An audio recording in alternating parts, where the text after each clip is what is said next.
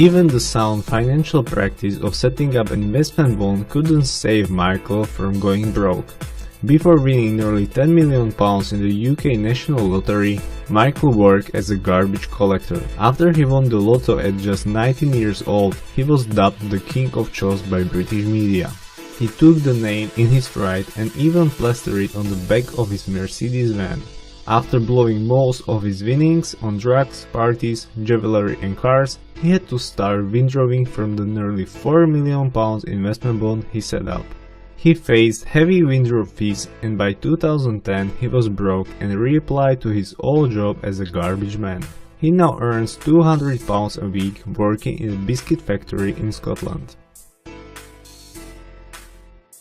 Welsh-born Luke Pittard won a £1.3 million jackpot in 2006, but spent it all on a trip to Canary Islands, a wedding and a house. A year and a half later, Luke was forced to take a job at McDonald's flipping burgers. He says he is happy and his leftover winnings collect interest. At 16, Kelly was the youngest person ever to win the lottery in the United Kingdom, and her inexperience was sadly evident in the way she managed her money. Today, she has nowhere near the £1.9 million she has awarded in 2003, when she was just 16 years old. She blew the money on plastic surgery, drugs and parties. Now 26, Kelly says she is much happier and is studying nursing. Her wealth drove her to despair, she has since reported. And at her lowest point, she even attempted suicide. As of the last year, her net worth totaled no more than £2,000. Against all odds in the mid-1980s, Evelyn won the lottery twice, once in 1985 and again in 1986. The New Jersey native won a cool $5.4 million, but she gambled it away at Atlantic City. Today she resides in a trailer park. A preacher working as a stockboy at Home Depot got his prayers answered when he hit the 31 million jackpot in 1997. At first life was good with Billy Bob, buying a ranch, 6 other homes and some new cars. But like many others who win the lottery, he just couldn't say no when people asked for an handout. Later in life, he divorced and eventually committed suicide. Jack Whittaker was already a millionaire when on Christmas 2002 he won $314 million, the biggest single person lottery win in history. He opted for a lump sum payment, which after taxes left him with $93 million. His contracting business, which employed over 100 people, provided a great living. The lottery winnings were apparently a different kind of income.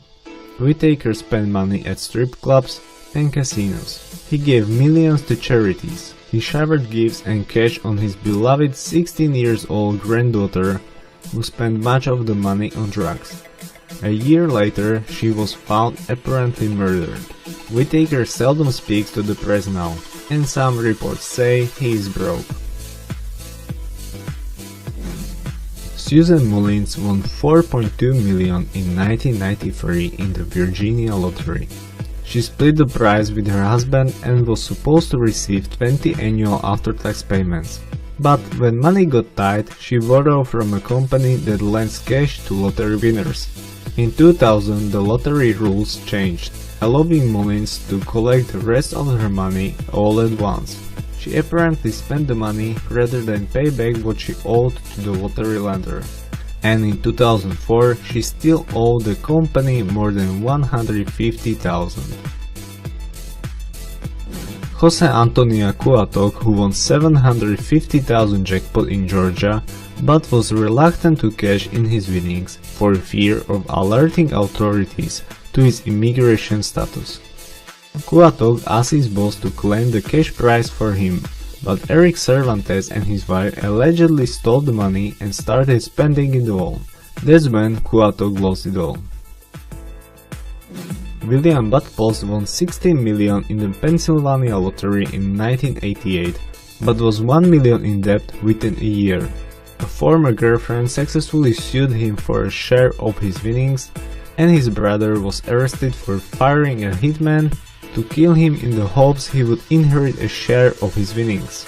After sinking money into various family businesses, Paul sank into debt and spent time in jail for firing a gun over the head of bill collector. Abraham Shakespeare won the Florida lottery for $30 million in 2006. In 2008, Shakespeare was befriended by Doris Didi Moore, who claimed to be writing a book about him. Moore got Shakespeare to transfer all of his remaining assets to her and then kill him. His body was found in April 2009. She was convinced of first-degree murder last December and is currently serving